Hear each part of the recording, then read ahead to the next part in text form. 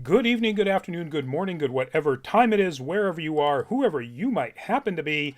Welcome once again to Full Fat Spoiler Chat, the show in which we, the folks at Nerd Caliber, talk about a recent piece of entertainment in depth. So we look at things that are good about it, bad about it, what worked, what didn't, what we liked, what we didn't like, themes, tones, messages, and so on.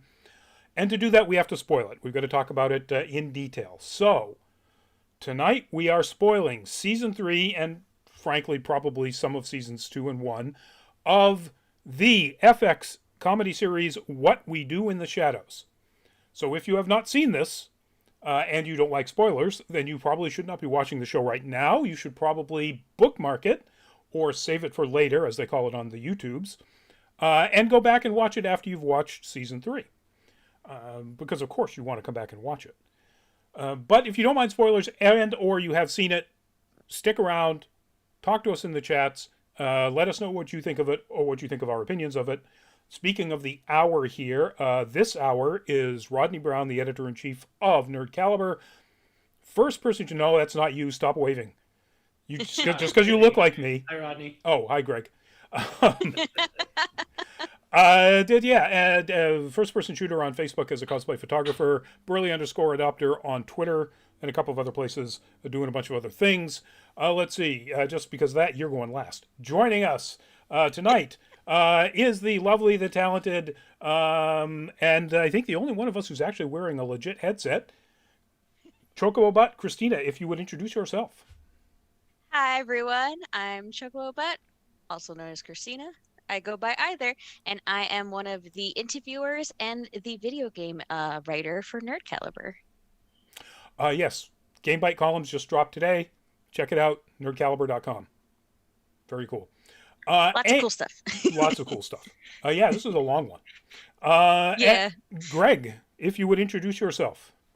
Hi, everybody. Greg Snyder, aka Wonder Llama, also a longtime contributor, assistant editor here at Nerd Caliber. I've got nothing interesting to say for myself right now. Nothing to plug. It feels like it's that slow slide into Thanksgiving where everything just kind of slows down. Oh yeah. I don't know. Don't you have a really interesting done for charity photo shoot thing that you can plug somewhere?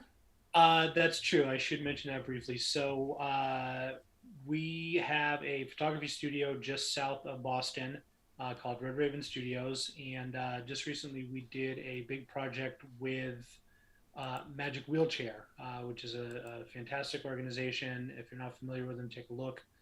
They help kids that need wheelchairs to if I can borrow the expression, to zhuzh them up. And it's not just it's not sparkles and putting cards in the wheels.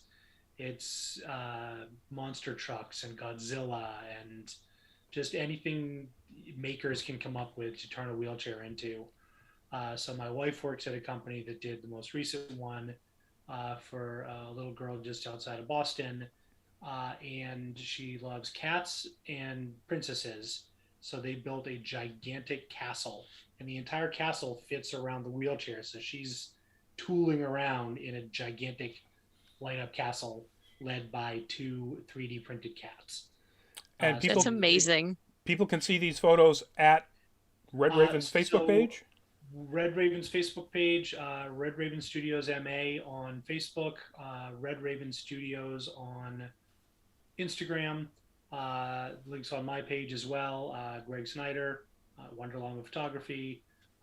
We've got the second batch going up shortly. The first batch is all the shots with the castle. The second one is some really cute portrait stuff. Cool. Awesome. All right, folks, What We Do in the Shadows. What is it? It is a TV series based on the 2014 mockumentary. It's a mockumentary TV series based on the 2014 mockumentary movie, What We Do in the Shadows. The movie was co-written, co-directed, and co-starring Jermaine Clement and Taika Waititi. The series is primarily done by Jermaine Clement and a slew of other writers and so on. Although Taika Waititi does get, I believe, executive producer credit and co-creator credit. And some really good cameos. Yes, Yeah. yes, that is true. Oh wait, is that a spoiler? No, It's it's okay. well, it's called Okay. spoiler chat, so no. Yes, but no. Um, this show is now in its third season. It takes the central concept of What We Do in the Shadows, which is a documentary about actual vampires, in this case, living in Wellington, New Zealand, who it explores basically their daily life and what being a vampire really is in the modern world. The series is focusing on a different group of vampires who are living in Staten Island, New Jersey, or Staten Island, New York. You are. Sorry, sorry, all you New York people. Um, I mean, Staten Island and New Jersey are interchangeable to everybody. Yeah, pretty much. yeah, pretty much. I mean, just the fact that a lot of it takes place, or parts of it takes place in like the New Jersey, like Perth Amboy train station and so on. So, but the same concept as the movie is what drives the show.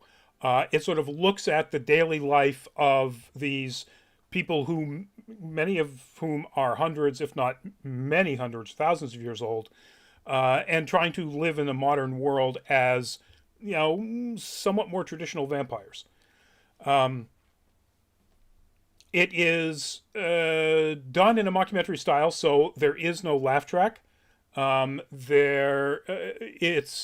a lot of people sitting and talking to the camera or looking at the camera in various scenes and action scenes and so on. And if you've ever seen Parks and Rec or Modern Family, all tonally completely different, but it's that structure of a show. The Office. The Office, yes. Wait a second. Was Leslie Knope a vampire?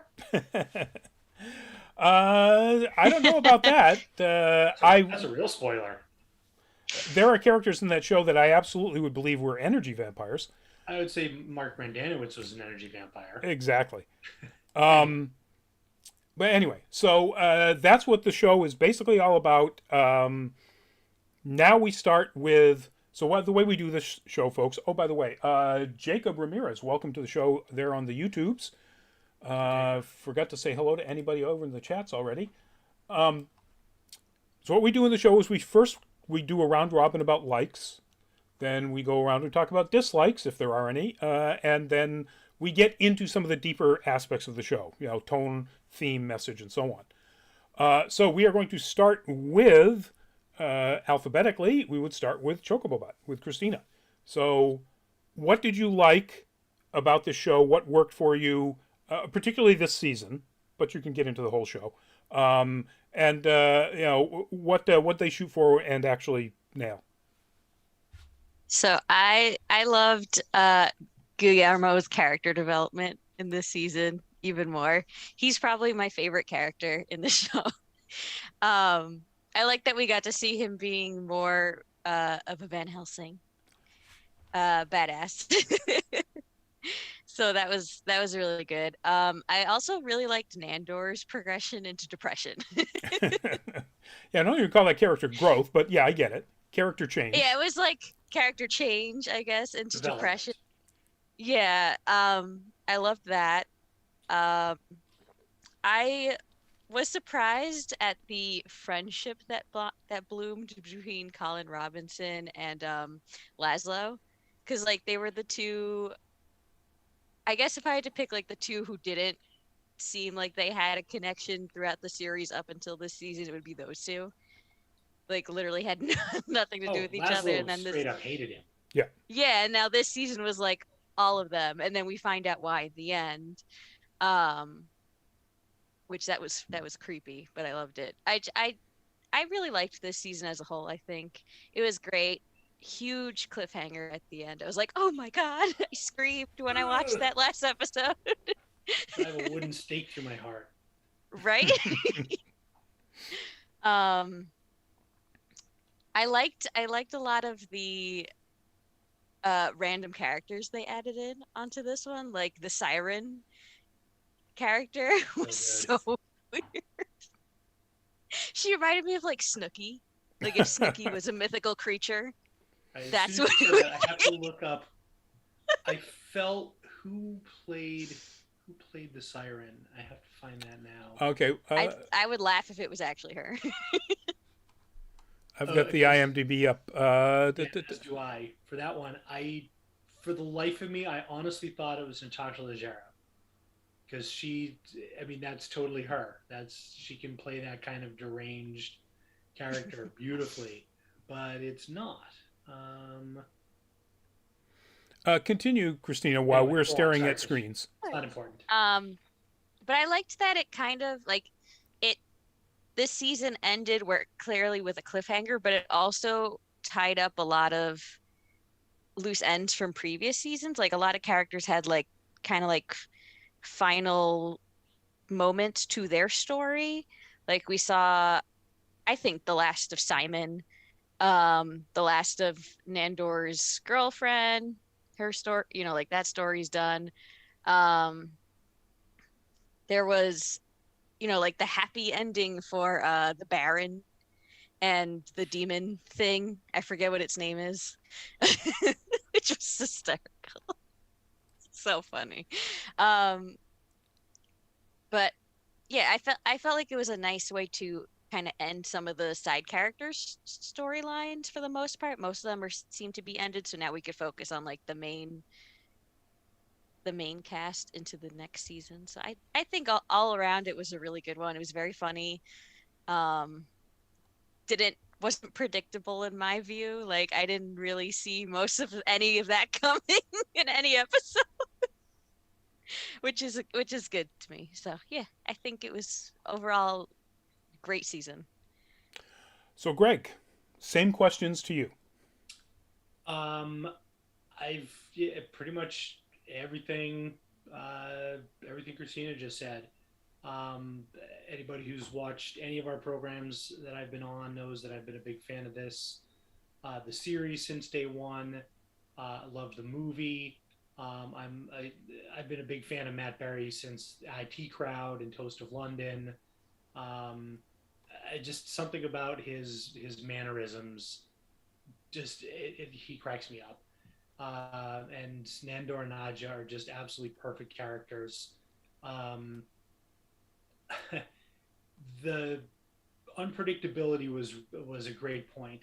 A lot of times by the third season, a show settles into its rhythms.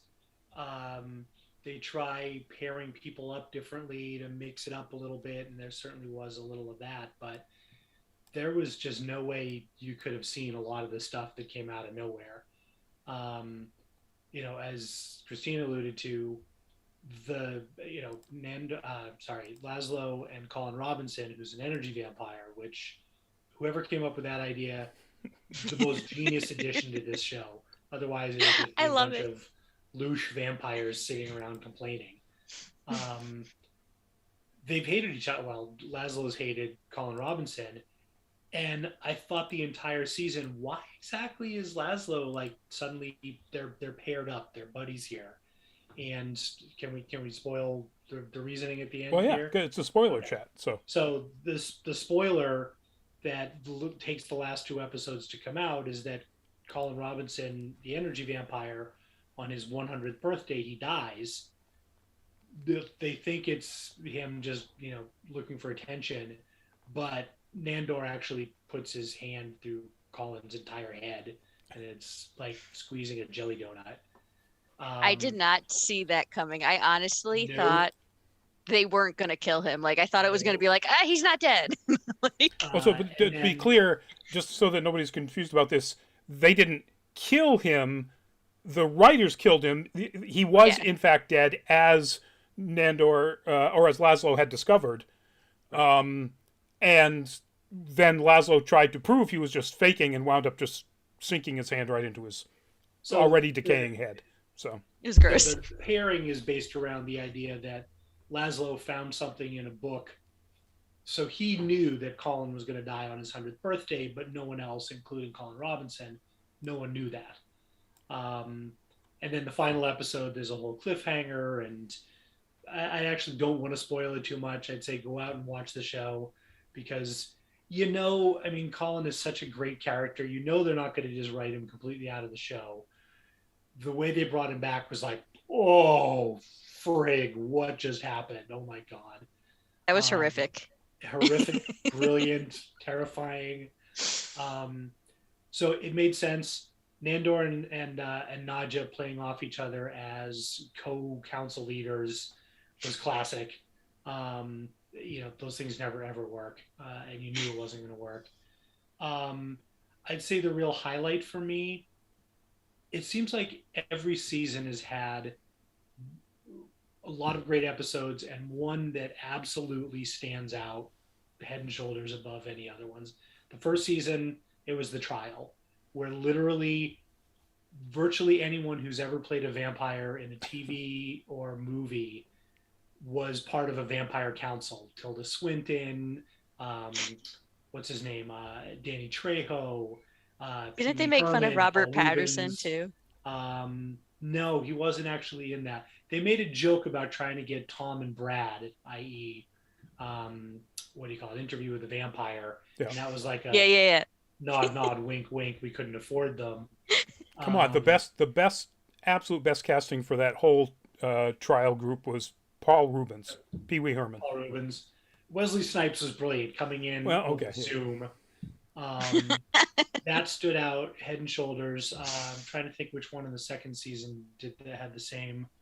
It'll come to me in a second. But for me, in season 3, it was The Escape. About halfway through, it was some of the funniest physical comedy I have ever seen, and it's the Baron, who's this ancient. So if you've ever seen Hellboy, when they go to the cemetery outside of Moscow, and Hellboy digs up basically the skeleton with no pelvis and below. It's like a spinal cord and a rib cage and a skull. It's this ancient vampire that gets accidentally killed by Guillermo in season 1. He comes back and he's basically this like crispified vampire with no legs. And the physical comedy of him riding a golden retriever like a dog, like a horse. The Hellhound. I freaking lost it completely and totally. And then they amped it up by going into a toy store, and he was riding around in a little remote controlled, like Barbie's Dream Corvette.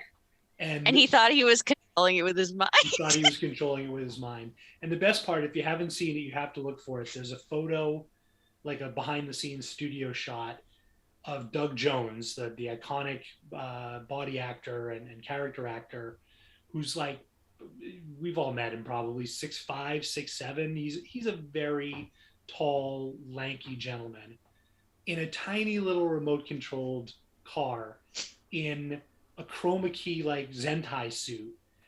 So it's behind the scenes where they haven't chroma keyed out his body, with his legs sticking out the front with the cast all standing around him. And it's just something about the physical comedy of that just absolutely cracked me up. It had some real emotional notes. Nandor diving into depression, and the whole super slumber bit, just hysterically funny. The wellness center bit, Nandor in his hair and the beard wearing basically Flashdance clothing. It's shorty shorts from the 70s. He's at Larry Bird shorts. Yep. Or, Bill Murray and Meatballs. Yeah, exactly. Boy, we're old. Thank God nobody wears stuff like that anymore. Thank goodness. So yeah, it had all the elements of comedy. It got a little deeper. It dug more into what was going on, and holy cow, did it end on a cliffhanger.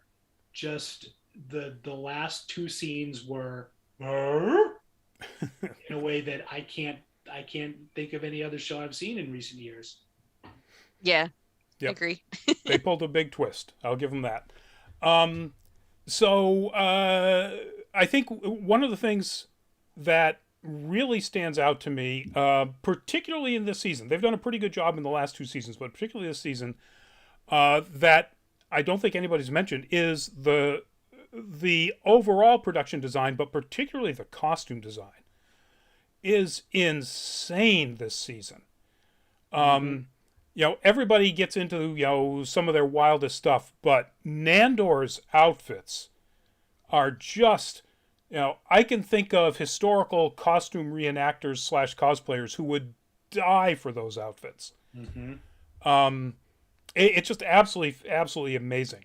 I agree 100% about the seriousness of some of the topics in this really incredibly not serious show, particularly Nandor's depression. And I, as a nerd, I just love the idea that when Guillermo explains, so he's playing a slot machine called Big Bang Theory, and Guillermo explains to him that's no real thing, and then sort of explains essentially the basic concept of most modern physics, which gets Nandor to come to the realization that life has no meaning whatsoever. It just boom started and is ongoing, and that's it. And that's what starts him on this really wild ride of, cults and anyway, and bad shorts, depression. And it's doubly so because he's kind of a doofus. Yes. And he's a bit of a punchline in the rest of the series, especially because his nickname was Nandor the Relentless, his brutal Carpathian warlord, who's now the most ridiculously doofy character imaginable. Ancient the Mesopotamian. Right, because doesn't he say he wants to? It's sort of somewhere in a made-up country name that's sort of generally Eastern Central Europe. Well, he mentions that he wants to bring Guillermo to the banks of the Tigris River, where in his ancient home nation of whatever he called it. True. So that's got to be, Mesopotamia. Again, details about their backgrounds is not anything that you particularly need to pay close attention to in the series.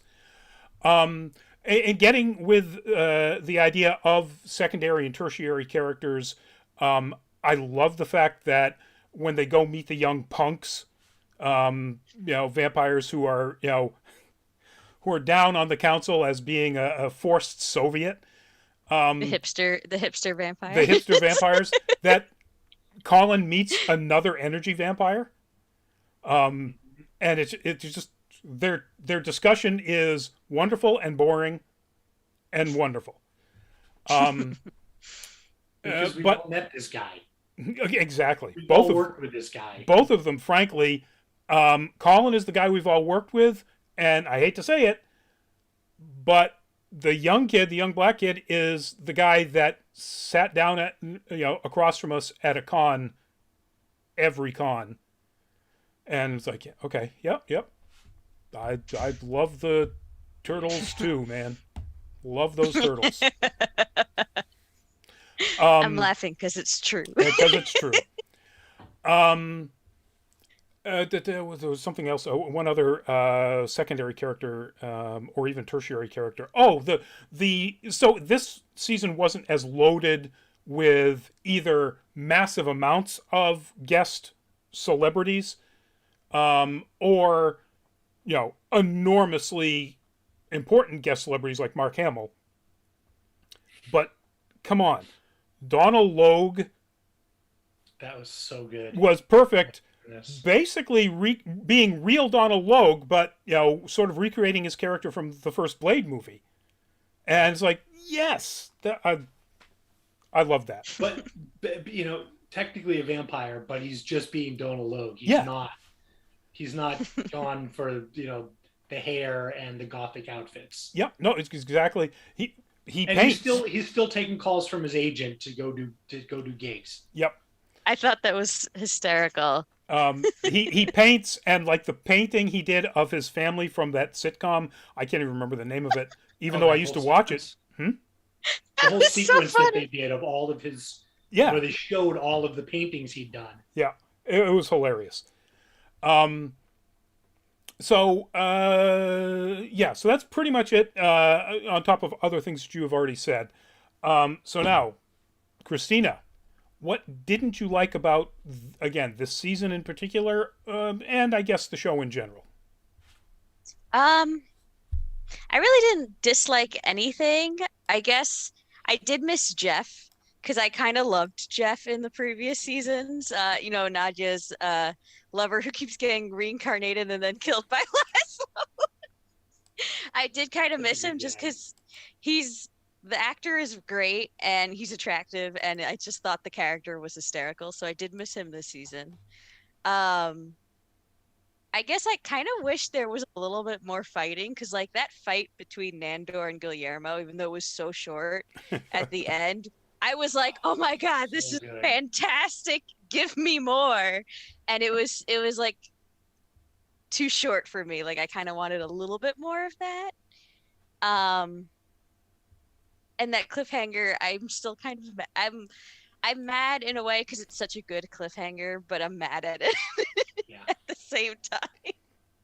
But otherwise, I really don't have much per se that I didn't like this season. I really liked pretty much all of it. Greg. Um, Ditto, largely speaking. Um, I wouldn't say I hate it. I'm infuriated by just what a gut wrenching Yeah.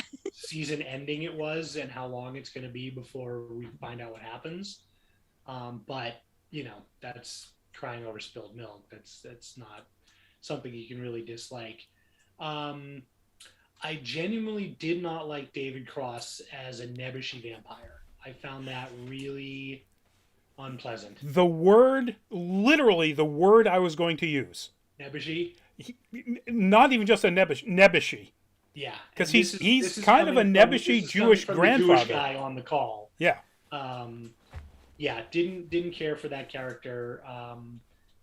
Although the whole bit about trying to find out if Nandor's reputation for male endowment, shall we say, that whole bit was just, it's so dumb and it's such a guy thing, but it was so funny.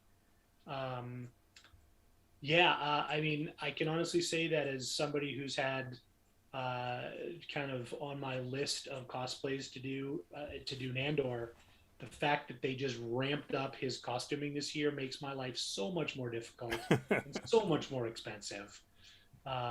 Again, that's quibbling. Um, I can't, I can't really find a whole lot that I didn't care for. I mean, there was something good in every episode. You find out what do you call it, Kovan, what an incredible mimic he is on the Cloak of Duplication episode, where he's pretending to be everyone else being him. Brilliantly done. That was I assumed that was voice replacement. I Because I or don't know. he is an absolute genius if it wasn't. I kind of thought so too, but I watched it again, and it would be the best lip sync ADR ever because it was seamless. It was completely seamless from what I could tell. Um, you know, I mean, you can do a lot of stuff with CGI and ADR that you couldn't do 10 years ago, so it's entirely possible. Um, I don't love Kristen Shaw in this. Um, I like her voice work in an awful lot of stuff. I actually just kind of on a lark because I never watched it. Started watching Gravity Falls, and she's great on that. She's amazing on Bob's Burgers, um, but she doesn't quite get the accent right, and something about her character just is it's okay, not great, doesn't do it for me. And I also, Rodney, I agree with what you said. It would have been nice to have another cameo of the caliber and wow factor of Mark Hamill. Yeah. Donald Logue is amazing, and it was a funny, super meta reference. But That's C list and A list. yeah. So I'm gonna try not to go on too long. Um, this show is unfortunately for me characteristic of three things that when they don't work for me, I hate. And this season in particular, and the first season, it wasn't a problem. Second season, meh. This season, really just. So, one is, I love mockumentary movies.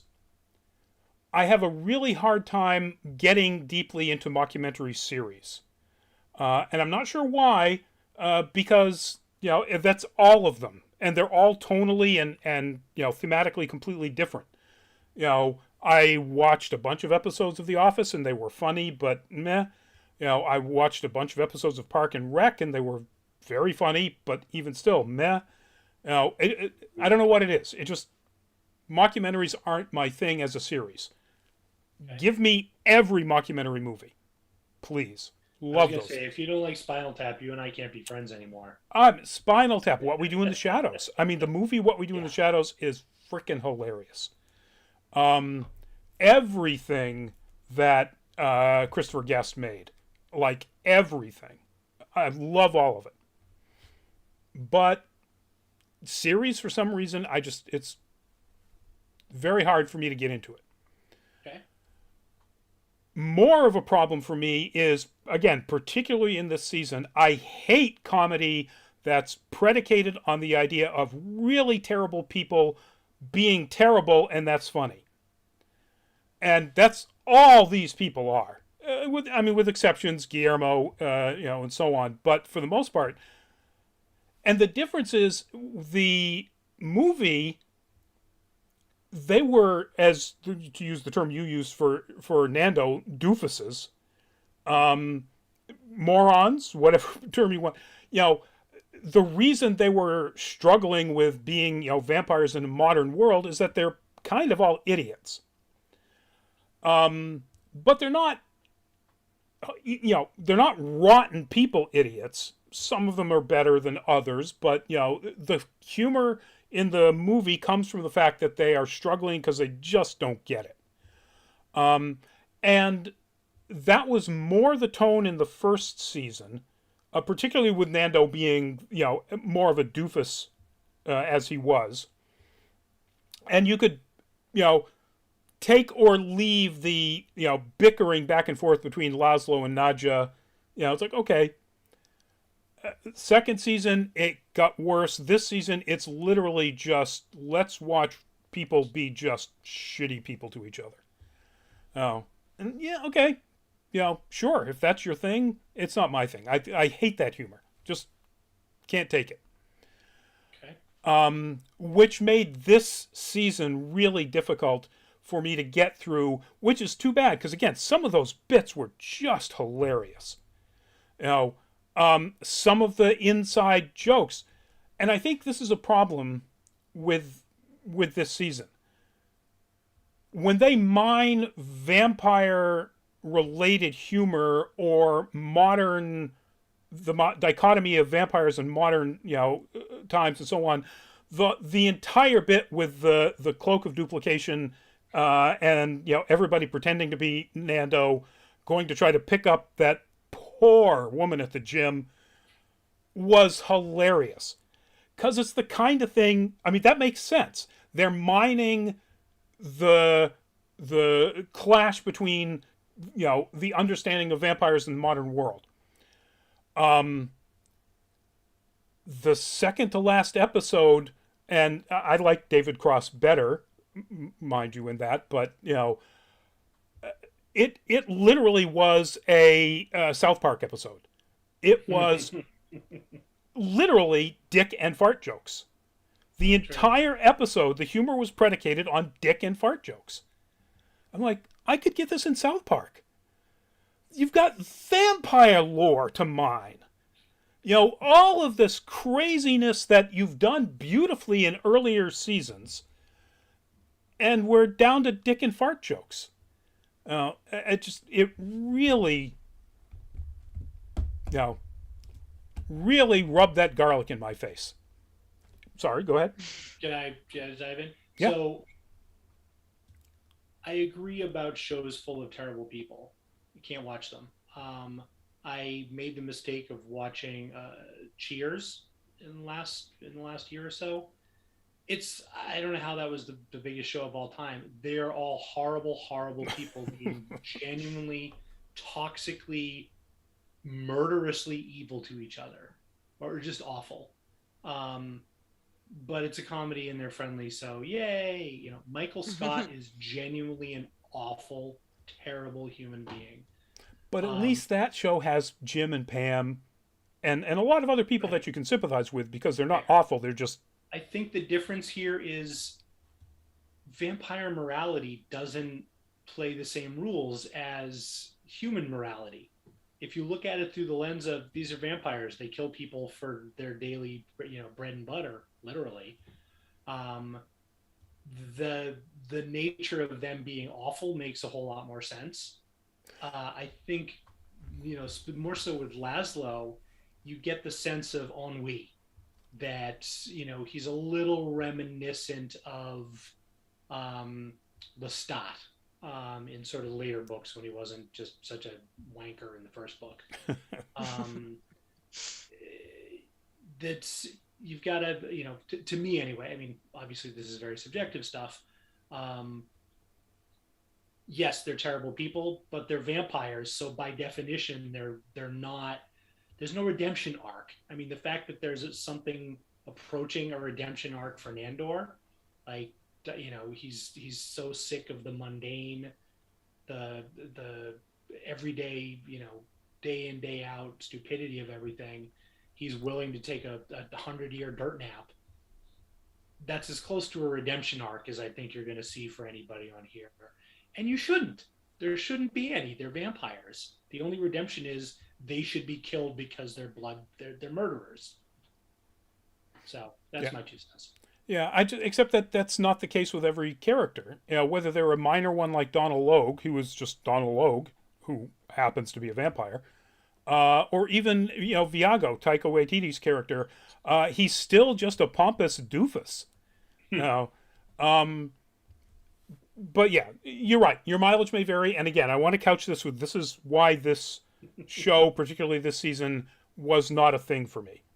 Now, again, it had some gut-bustingly funny moments that I had to, because of the way I don't like this particular comedy, wade through an awful lot of really garbage behavior that I'm supposed to find funny. Um, Christina, what's your take on that? I mean, I feel like because of how garbage they are sometimes, like, and you have Guillermo, who's the one human, he kind of like shines more because of that, because he's the human with the actual moral compass and he makes choices, like he knows right from wrong where they clearly don't. So like it kind of makes him shine more as the character, which is probably why he's my favorite. yeah, I mean, I can't even say that Guillermo is my favorite. He is I just want obviously him the to one that become a everybody, vampire. yeah, as a human, you obviously identify with him more, but I don't know. So, so having said that, this was a difficult season for me to get through. Um, I recognize, the things in it that were really amazingly well done, and the bits that I did find really very funny. But I just,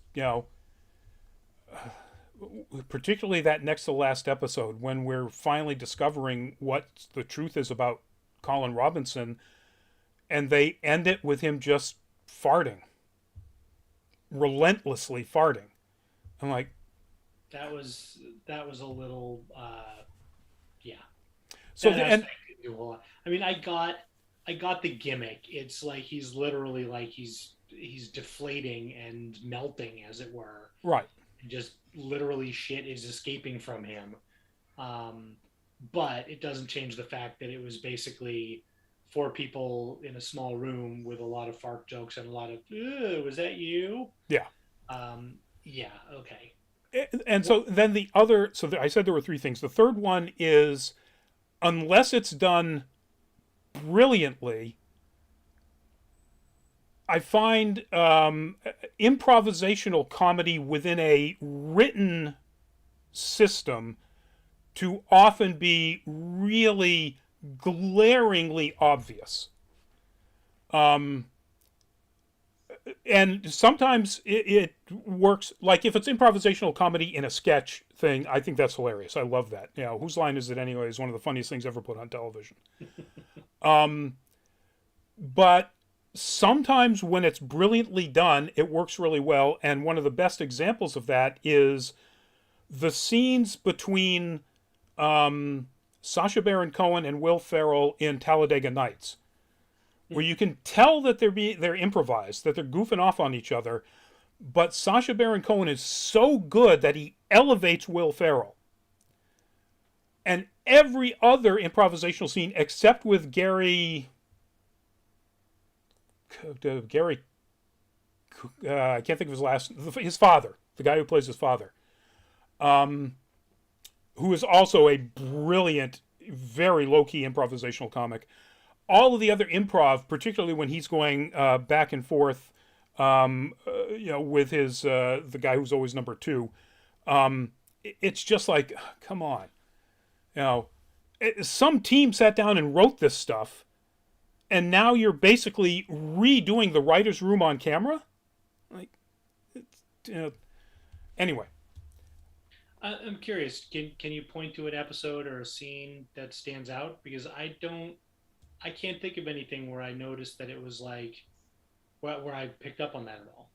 So every time they end a scene by walking out of a room, particularly like this is Laszlo and Colin, they take whatever the line was and they swear around it. Always. Shit, fuck, pardon YouTube, sorry, don't demonetize us. Of whatever the line was. Or they modify the line, I'm not sure. But it's just so obvious that they are pausing for a fraction of a second to react to what the previous one said with a different curse. And that's just one that really sticks out in my mind. The fart scene where Laszlo looks back at Guillermo, 100% the way they react to that. No, I don't know this for sure.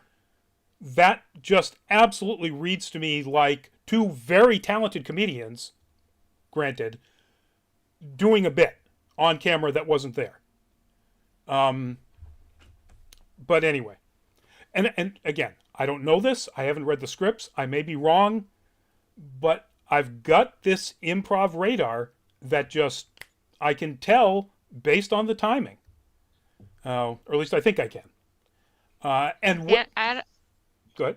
Oh, I was just gonna say, I don't know about the scene with Colin Robinson's death, but the ones where it's like Laszlo and Colin Robinson just cursing at the end, I felt like that kind of went with Laszlo's character though, because he curses a lot. It absolutely does. So like it like to me, I didn't see it as like that as improv because it just like fit him so well because he doesn't normally. And maybe so I just thought it. Yeah. Maybe the writers are so genius that they wrote in that Colin starts reacting to him like that as they get closer together. Maybe that, they might be that good. That's not the way it played out in my mind. But anyway, so I don't. This is such a. Varies. Hmm? Mileage varies. Exactly. And that's so frustrating because so many of my friends love this show. And I really liked the first season. Was iffy on the second, and this one just really went off the rails for me, and I feel bad about that. But you're just wrong. But I'm just wrong. Let me put this out there: if you agree with a lot of the sentiments that I expressed about the way you like humor and the kind of humor you like and don't like, you may not like this season. Fair. Or you may. Greg agrees with me about the nature of some of the, the basically garbage people doing garbage stuff is not funny, except he loves this. So, it's. But it's a show. It's a comedy about a house full of sociopaths. So if they were nice to each other, that would ring hollow. I think I'd be creepy. They don't have to be. I guess it's the way it's executed. Okay. All of the family members in Knives Out are sociopaths. One of them a I love Knives psychopath. Out. And I love that. I absolutely adore that movie. It's, you know, it's funny and dramatic and concerning and so on. But anyway, and again, this isn't a knock at the actors. The actors are wonderful. Yeah, You absolutely. know, Maybe it's just like a time thing. Like if you keep seeing it for so long, so it I think gets to that you. may be So it. like the shortened time of just one movie I is think I maybe have a like very enough. limited, um, uh, a limited amount of time that I can appreciate this kind of humor, and 90 minutes to 2 hours is pretty much it. So, Good to uh, know. That's um, fair. in Well, chunks. that movie I was going to pitch to you, I'm going to have to go back and do some real script edits. um, a bunch of cosplayers get together and they're horrible to each other. It's like, oh, so No, like that's just called a I convention was gonna say a convention. Okay, or Twitch. yeah, or Facebook or yeah. Anyway, all right. So, do we have any sense of an overarching message for this season, the show in general? Was there a tonal shift in this season or in the show in general? What do we think about it, Christina?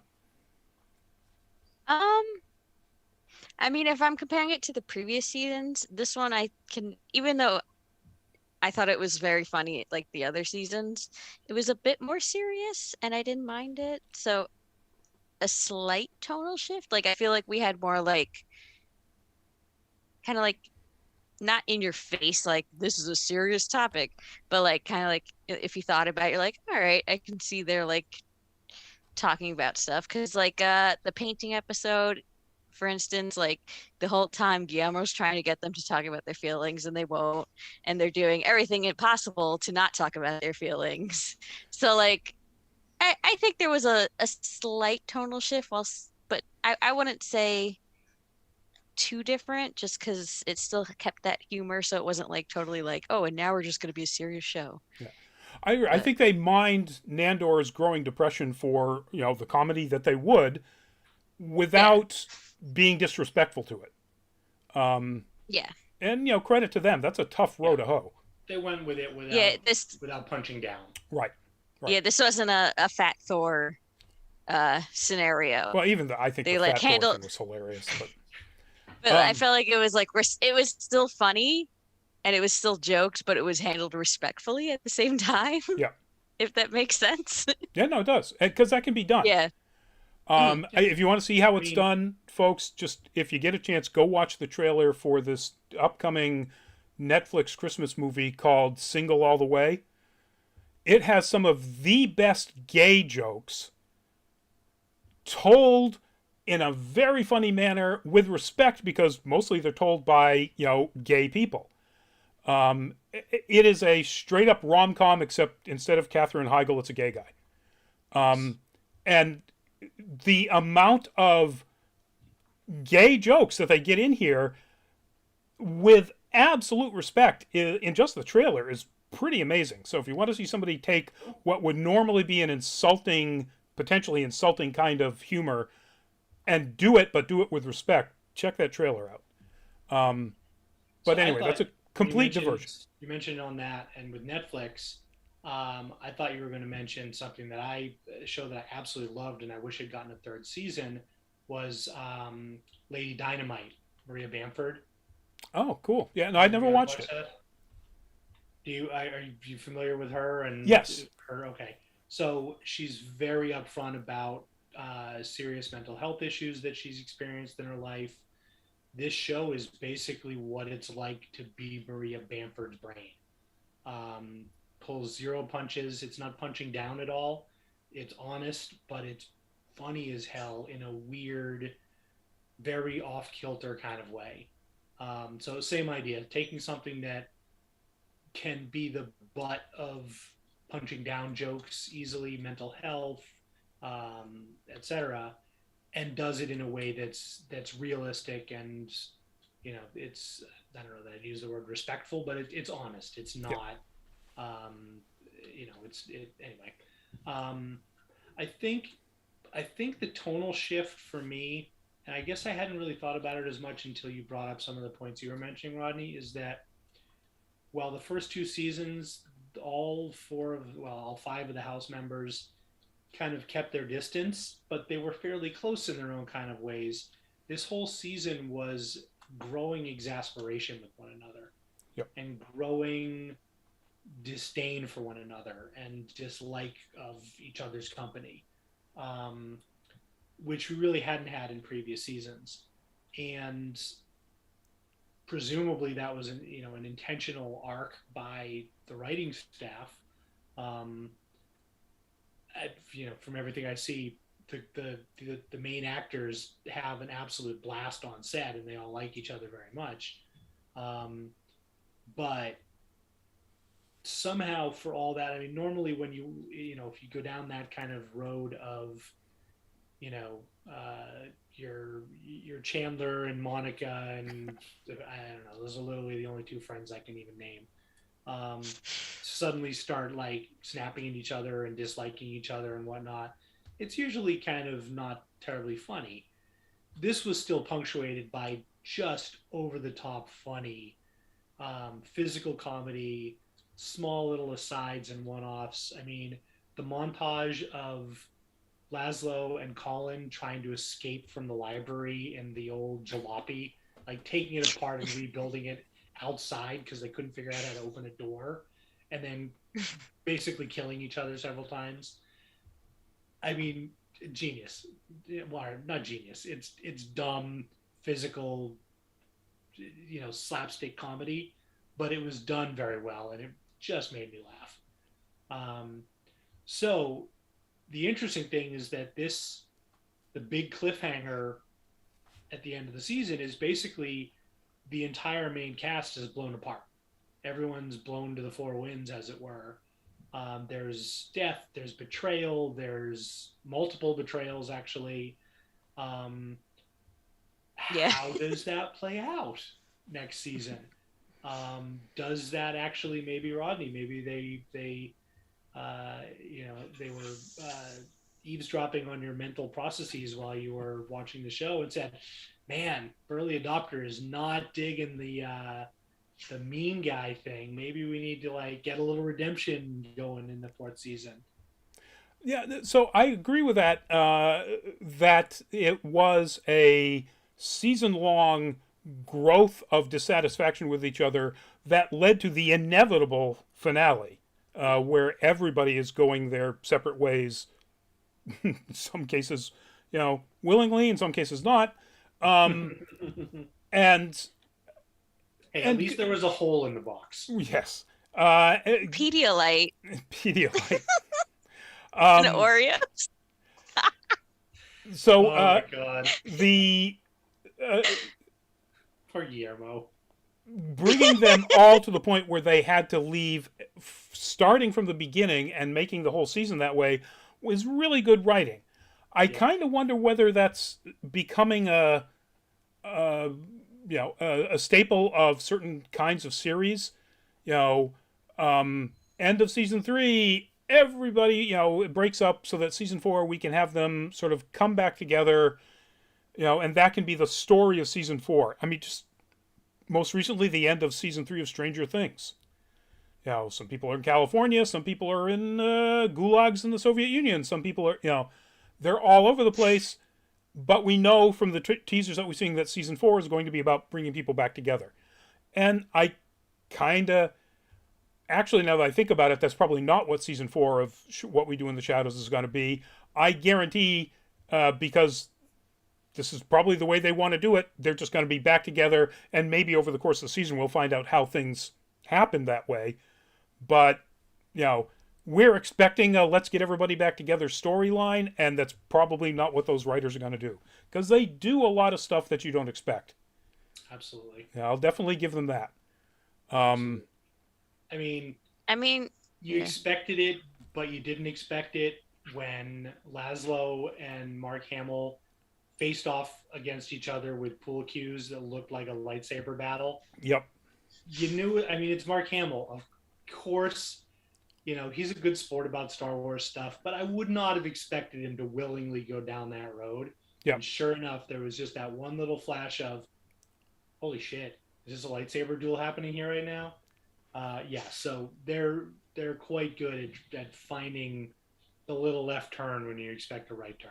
Yeah, I mean, hey, Kevin Smith did it with bongs and dildos, so you know. Sorry, Christine, did you start to say something? Didn't mean to cut you off. I was gonna say they're when they do like special effects and the CGI, they're very good at it. They're very good at effects at this show, even though they try and use it sparingly, which I appreciate too. They don't try and be like, we can just special effect the whole thing. Like they don't do that. They save it for particular moments.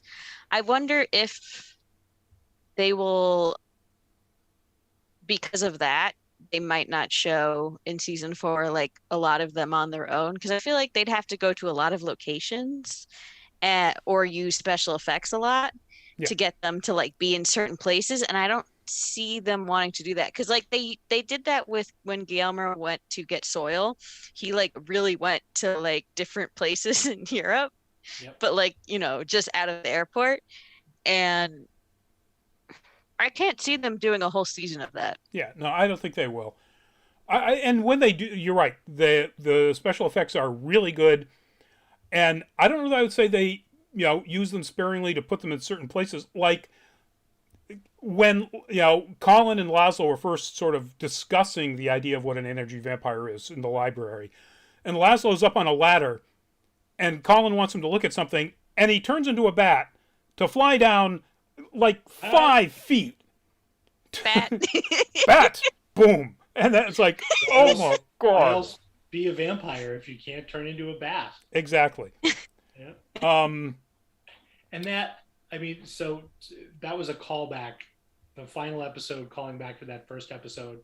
It's a total one-off. It's so in character with Matt Berry, the actor, and with Laszlo, the character.